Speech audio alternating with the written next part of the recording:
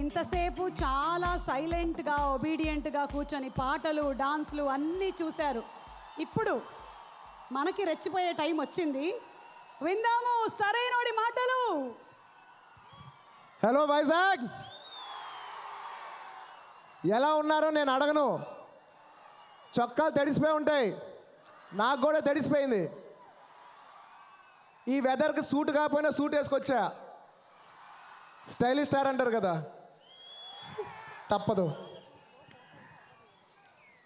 ఈ ఫంక్షన్కి చీఫ్ గెస్ట్గా వచ్చిన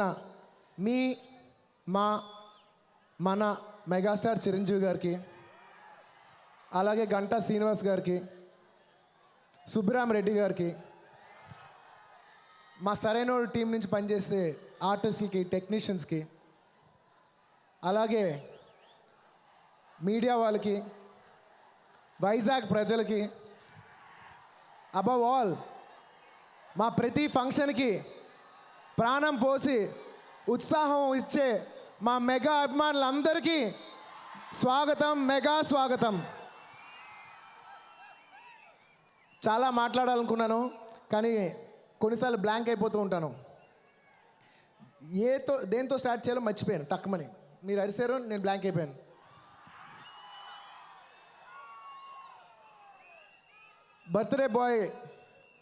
బర్త్డే కేక్ కట్ చేసినట్టు ఇవాళ ఆడియో సెలబ్రేషన్. దానికి ఫస్ట్ తమన్తో మాట్లాడతాను. తమన్, నువ్వు ఎంత సాలిడ్గా ఉంటావో నీ మ్యూజిక్ కూడా ఇవాళ అంత సాలిడ్గా ఉంది. ఈ సినిమా గురించి అనుకున్నప్పుడు మేము అనుకున్నాం, ఈ సినిమాకి ఎవరు కరెక్ట్ ఎవరు మ్యూజిక్ డైరెక్టర్ అయితే బాగుంటుందంటే అందరు యునానిమస్ ఉన్నాం, ఈ ఆడియోకి సరైన వాడు మాత్రం తమన్నే అని. Thaman, thank you so much for giving an amazing audio. అలాగే మా కెమెరామెన్ రిషి పంజాబీ గారు, ఆయన లేకుండా నేను ఈ సినిమా ఊహించలేను. ఇవాళ ఆయన రాలేకపోయారు. Rishi sir, thank you very much for your contribution. And అలాగే నా art director Rajeevan garu, Rajeev sir, thank you so much. నాకు తెలుసు చాలా బోరింగ్ టాపిక్, ప్రతి హీరో స్టేజ్ పైన నుంచి వాళ్ళ టెక్నీషియన్స్ గురించి చెప్తూ ఉంటారు, మీకు చాలా బోర్ కొడుతుంది, కానీ తప్పదు, అది నా బాధ్యత. అండ్ ఈ సినిమాలో ఫైట్స్ చేసిన రామ్ లక్ష్మణ్ గారికి, అలాగే ఇంకెవరైనా టెక్నీషియన్స్ మర్చిపోయి ఉంటే క్షమించండి. ఈ సినిమాలో పనిచేసిన అందరి టెక్నీషియన్స్కి అందరికీ మనస్ఫూర్తిగా సభాముఖంగా ధన్యవాదాలు తెలియజేసుకుంటున్నాను. అండ్ ఇంకా ఆర్టిస్ట్ విషయాలకు వస్తే, నాకు నిజంగా ఆర్టిస్ట్ గురించి చెప్పే ముందు ఒక విషయం చెప్తాను. నాకు ఎప్పటి నుంచో ఈ సినిమా చేస్తున్నప్పటి నుంచి నాకు ఒక కోరిక ఉండేది. ఎందుకో తెలీదు, ఈ సినిమా ఆడియో ఫంక్షన్ మాత్రం వైజాగ్లో జరగాలి. ఎందుకు? రీజన్ లేదు. నిజంగా ఎందుకో తెలియదు, రీజన్ లేదు. ఈ ఫంక్షన్ మాత్రం ఆడియో వైజాగ్లో జరగాలి. ఎందుకు వైజాగ్ నాకు తెలియదు.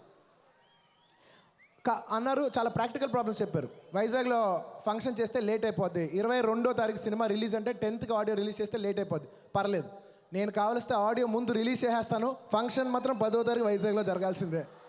ఈ సినిమా జరిగే ఫస్ట్ పబ్లిక్ ఫంక్షన్ మాత్రం వైజాగ్లో జరగాల్సిందే. నా బలమైన కోరిక, నిజంగా నా బలమైన కోరిక ఇవాళ నెరవేర్చినందుకు నేను చాలా చాలా చాలా చాలా చాలా ఆనందంగా ఉంది. Thank you everybody for making this audio celebrations a huge success. And ఈ ఆర్కే బీచ్ గురించి నేను ఇంకొక మొక్క చెప్పి ఈ సినిమా ఆర్టిస్ట్ గురించి చెప్తాను. నేను ఆర్య సినిమా చేస్తున్నాను, ఇదే రోడ్ల మీద షూటింగ్ చేశాను. అప్పుడు నేను మా ఫ్రెండ్స్తో అనేవాడిని, బావా ఎప్పుడైనా ఆర్కే బీచ్ మధ్యలో ఒక ఆడియో ఫంక్షన్ లాంటిది జరగలరా, ఒక ఆడియో ఫంక్షనో 100 days ఫంక్షనో అంటే అన్నాడు, బావా దానికి చాలా ఎదగాలి బావా అన్నాడు. నిజంగా వాళ్ళు ఎదిగానో లేదో నాకు తెలియదు, కానీ ఈ ఫంక్షన్ ఇవాళ ఇక్కడ జరిగినందుకు మాత్రం నేను తెలియకుండా నా పర్సనల్ అచీవ్మెంట్ ఏదో ఫీల్ అవుతాను. I'm really proud to have this function in this beach. నా కళ ఇవాళ నెరవేరినందుకు నాకు చాలా ఆనందంగా ఉంది. అండ్ ఈ సినిమా ఆర్టిస్టుల గురించి చెప్పాలి. ముఖ్యంగా నేను ఫస్ట్ చెప్పాల్సిన థ్యాంక్స్ శ్రీకాంత్ అన్నయ్యకి. కథ చెప్పిన వెంటనే నాకు సినిమా కథ బాగుంది, కానీ ఈ పాత్ర ఎవరు వేస్తారు, ఈ పాత్ర ఎవరు వేస్తే ఈ వెయిట్ వస్తుంది అని అనుకుని చాలా పేర్లు అనుకుని శ్రీకాంత్ గారి పేరు అనుకున్నాం. కానీ శ్రీకాంత్ అన్నయ్య చేస్తాడా అనే ఒక డౌట్ ఉండేది. కానీ నాకు ఒక నమ్మకం, శ్రీకాంత్ అన్నయ్యకి అవసరం లేకపోయినా చేస్తాడు. ఈ సినిమా శ్రీకాంత్ అన్నయ్యకి అవసరం లేదు, మాకు అవసరం. నిజంగా మా అవసరం కోసం వచ్చి ఈ సినిమా చేసిన శ్రీకాంత్ అన్నయ్య గారికి, అన్నయ్య అందరు చెప్పినట్టు నువ్వు పాజిటివ్ సోల్. నిజంగా నువ్వు ఈ సినిమా చేసినందుకు మనస్ఫూర్తిగా నీకు ధన్యవాదాలు చేసుకుంటున్నాను. Thank you. ఈ సినిమా నీకు అవసరం లేదని నాకు తెలుసు, కానీ మా అవసరం నువ్వు తీర్చినందుకు మరోసారి ధన్యవాదాలు తెలియజేసుకుంటున్నాను. అలాగే ఇతర రాష్ట్రాల్లో ఒక పెద్ద హీరోగా చేస్తూ ఈ సినిమాలో ఒక వెరీ ఇంపార్టెంట్ పవర్ఫుల్ రోల్ ఆది పినిశెట్టి చేశాడు. తన గురించి ఒక 2 నిమిషాలు నేను చెప్పాలి. నేను తను చిన్నప్పటి నుంచి కలిసి చదువుకోలేదు, కానీ ఇద్దరు కలిసి కరాటే నేర్చుకునే వాళ్ళం. వాళ్ళ ఫాదరు మా ఫాదర్ బెస్ట్ ఫ్రెండ్స్. మేము ఇద్దరు కలిసి పెరిగాం చెన్నైలో. నా చైల్డ్హుడ్ ఫ్రెండ్తో నేను ఇవాళ సినిమా చేస్తాను నేను ఎప్పుడు కల్లో కూడా ఊహించలేదు. అలాంటి ఆదికి యాక్చువల్లీ ఈ సినిమా చేయటం పెద్ద అవసరం లేదు. నిజంగా మేము రిక్వెస్ట్ చేయటం వల్ల అండ్ క్యారెక్టర్ బాగుండటం వల్ల అది కూడా ఉంది. క్యారెక్టర్ ఎంత బాగుంటుందంటే నేను డైరెక్టర్ గారి దగ్గర అన్నాను, సార్ ఇదే సినిమా వేరే భాషలో ఎవరైనా హీరో చేస్తే నేను ఈ విలన్ క్యారెక్టర్ వేయడానికి నాకు చాలా ఇష్టం ఉంది సార్. అంత బాగుంది ఈ పవర్ఫుల్ క్యారెక్టర్, నాకు అంత ఇష్టం. ఆయన కథ చెప్పిన ప్రతిసారి ఆ విలన్ ఎక్స్ప్రెషన్స్ ఎలా ఉంటాయంటే ఎవడో అండ్ ఆ యాటిట్యూడు, ఆ పొగరు నాకు బాగా నచ్చేది. సో నాకు అంత నచ్చిన క్యారెక్టరు తను వచ్చి దానికి లైఫ్ పోసినందుకు అది thank you so much, thank you so much. అంటే ఇక్కడ ఒక విషయం చెప్పాలి, తనకి తమిళ్లో ఉన్నంత విజిబిలిటీ తెలుగులో తెచ్చుకోవాలని చెప్పి ఏ పాత్ర అయినా సరే ఒక మంచి పాత్ర వేసి విజిబిలిటీ తెచ్చుకోవాలని తనకి క్యారెక్టర్ చేసినందుకు మీరందరూ మనస్ఫూర్తిగా తను ఆశీర్వాదిస్తారని నేను కోరుకుంటున్నాను. Please bless my friend, thank you.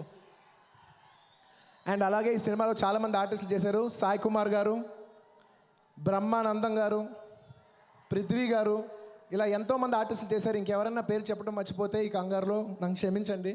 ముఖ్యంగా ఆడవాళ్ళ గురించి చెప్పాలి. ఈ సినిమాలో పెద్దవారు అన్నపూర్ణమ్మ గారు, ఇలాంటి చాలామంది ఆడవాళ్ళ గురించి చెప్పాలి. ఆడవాళ్ళ గురించి చెప్తే ఇంకా మెయిన్ చెప్పాల్సింది రకుల్ గురించి. రకుల్ ప్రీత్ సింగ్. రకుల్ ఎంత అందగత్తో అంత తెలివైంది. ఎంత తెలివైందో అంతకంటే మించి మంచిది. నిజంగా చాలామంది అమ్మాయిలు చూస్తుంటాం, తెలివైన వాళ్ళు ఉంటారు, అందమైన వాళ్ళు ఉంటారు, కానీ మంచి వాళ్ళు చాలా తక్కువ మంది ఉంటారు. తెలివి, అందం, మంచి 3 కలిసిన అమ్మాయి Rakul. So I wish you all the success. అలాగే ఈ సినిమాకి ఎంతో కష్టపడిన క్యాథరిన్ తెరెసా, పాపం ఇవాళ షూటింగ్ ఉండి రాలేకపోయింది. Thank you Catherine for your contribution to this film. And ఇంకెవరి గురించి అండ్ స్పెషల్ సాంగ్ చేసిన అంజలి గారికి నా తరపున మా టీం తరపున ధన్యవాదాలు తెలియజేసుకుంటున్నాను. కంగారు పెట్టేయకండి. ఓ స్లిప్లు వచ్చేస్తాయి, ఇది చెప్పండి, అది చెప్పండి, అది చెప్పండి, ఇది చెప్పండి, అన్నీ అలా చెప్పేస్తాం. అండ్ నేను అందరి గురించి మాట్లాడాను. నేను లాస్ట్లో చెప్పాల్సింది మా డైరెక్టర్ బోయపాటి సీను గారి గురించి. నేను బోయపాటి సీను గారు ఈ సినిమా స్టార్ట్ చేస్తున్నామని చెప్పిన వెంటనే చాలామంది అడిగారు, సార్ మీరిద్దరు కాంబినేషన్ మంచి క్రేజ్ వస్తుంది సార్, కానీ మీరిద్దరు కలిసి ఏం చేస్తారు? మీరేమో కొంత ఫ్యామిలీస్ యూత్ ఫ్లేవర్ ఉంటుంది, ఆయనేమో బాగా మాస్ ఉంటుంది, మీరిద్దరు కలిసి ఏం చేస్తారంటే మీరు సినిమా చూడండి మీకు తెలుస్తుంది ఏంటో. బోయపాటి సీను గారు అంటే అందరూ మాస్ సినిమా అనుకుంటారు, ఆయన ఎప్పుడు హీరో బట్టి డిజైన్ చేస్తారు. హీరోకి ఏ ఇమేజ్ ఉంటుందో ఆ ఇమేజ్ బట్టి సినిమా డిజైన్ చేస్తారు. ఈ సినిమా తర్వాత మీరు చెప్తారు Boyapati Seenu just mass director, ఊర మాస్ డైరెక్టరే కాదు, ఆల్రౌండర్ డైరెక్టర్ అనిపించుకుంటున్న కాన్ఫిడెన్స్ నాకు ఉంది. డెఫినెట్లీ ఈ సినిమా మాస్, ఊరం మాస్, ఫ్యామిలీ ఎంటర్టైనర్ సినిమా. సమ్మర్కి వచ్చే ఒక కంప్లీట్ ఫ్యామిలీతో వచ్చే U/A సర్టిఫికేట్ వచ్చే ఫ్యామిలీ ఎంటర్టైనర్ సినిమా ఈ ఏప్రిల్ 22వ తారీఖున రాబోతున్నాం. డెఫినెట్లీ మీ ఆశీస్సులు ఉంటుందని కోరుకుంటూ ఆబ్వియస్లీ లాస్ట్లో ఎప్పుడు చిరంజీవి గారి గురించే మాట్లాడతాం, కానీ దాని గురించి చెప్పే లోపల గీతా ఆర్ట్స్ గురించి చెప్పాలి. మా నాన్నగారు బ్యానరు, నా సొంత విషయం గురించి మాట్లాడుకున్నట్టు ఉన్నా కూడా మాట్లాడతాను, ఎందుకంటే చెప్పాల్సిన స్టేజు టైం ఇది. గీతా ఆర్ట్స్లో నేను చేసే 3వ సినిమా ఇది. అండ్ పాపం నిజంగా మా నాన్నగారు ఎప్పుడు నా మార్కెట్ ఎక్స్ ఉంటే దానిపైన ఓ 10 రూపాయలు ఎక్కువ ఖర్చు పెడతారు, కొరుకు కాకపోతే ఎవరు ఖర్చు పెడతారు బాస్. కానీ ఖర్చు పెట్టిన సినిమా మీద ప్యాషన్తోనే ఖర్చు పెట్టారు. అండ్ నా మీద ప్రతిసారి మంచి సినిమా తీయాలనుకునే మా నాన్నగారికి నేను మనస్ఫూర్తిగా ఎప్పుడు స్టేజ్ మీద ధన్యవాదాలు తెలియజేసుకోలేదు. Daddy thank you so much. ఎలాగైనా నన్ను పెద్ద హీరోని ట్రై చేస్తున్నాం, నేను కూడా ట్రై చేస్తున్నాను. Thank you for hour attempt. ఈ సినిమాకి గీతా ఆర్ట్స్ తరపున నేను ముఖ్యంగా చెప్పాల్సింది మా ఎగ్జిక్యూటివ్ ప్రొడ్యూసర్స్ నాగా అశోక్ గారు, బన్నీ వాసు గారు అండ్ బాబు గారు. వీళ్ళు లేకపోతే మా సినిమా అంటే మేమైతే రూమ్లో కూర్చుని ఇలా తీసేయాలి అలా తీసేయాలి అని మాట్లాడుకున్నాం, కానీ దానికి ఖర్చు పెట్టి తీసింది మాత్రం వాళ్ళే. మేము కొండ మీద కోతిని అడిగినా, ఆ కోతి చేతిలో ఉన్న కొబ్బరికాయ అడిగినా వాళ్ళు తీసుకొచ్చి ఇచ్చారు మాకు. సో మేమేం అడిగితే అది ఇచ్చిన ఈ టీంకి I thanks a lot. And last obviously Chiranjeevi గారి గురించి మాట్లాడకుండా ఎలా వెళ్తాం. మెగాస్టార్ చిరంజీవి గారు అప్పుడప్పుడు నన్ను ఫంక్షన్కి వచ్చి ఏదో ఒక ఆడియో ఫంక్షన్ ఉంటుంది హైదరాబాద్లో, ఏమంటే సాయంత్రం వచ్చి మా ఆడియో ఫంక్షన్ రిలీజ్ చేసి వెళ్ళిపోండి అంటారు. దానికి టైం ఉంటుంది బ్రదర్, దానికి టైం ఉంది, నాకు తెలుసు. ఎప్పుడు ఏదో మాట్లాడాలో నాకు తెలుసు బ్రదర్. ఒక ఆడియో ఫంక్షన్ జరిగితే హైదరాబాద్లో ఒక 2 hours సాయంత్రం వచ్చేసి వెళ్ళిపోమంటారు. మీరు నమ్మరు, నిజంగా చాలా ఇబ్బందికరమైన విషయం. ఒక 2 hours హైదరాబాద్లో ఉన్న మనం రెడీ అయ్యి ఆడియో ఫంక్షన్కి వెళ్ళి అక్కడ ఉండి వస్తాం, నిజంగా కొంచెం ఇబ్బందికరమైన విషయమే.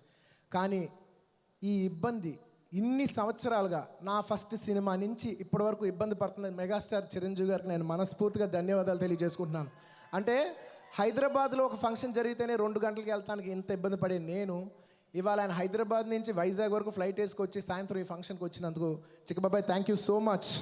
ఇవాళ ఈ ప్లాట్ఫామ్ మీద నేను నుంచున్నా, పవర్ స్టార్ పవన్ కళ్యాణ్ నుంచున్నా, mega power star Ram Charan నుంచున్నా, వరుణ్ తేజ్ నుంచున్నా, సాయి ధరమ్ తేజ్ నుంచున్నా, శిరీష్ నుంచున్నా, రేపు ఇంకెవరిని వచ్చి నుంచున్నా, అదంతా ఆయన వేసిన రోడ్. కార్ తోలేవాడు గొప్పోడు కాదు, రోడ్ వేసినోడు గొప్పోడు.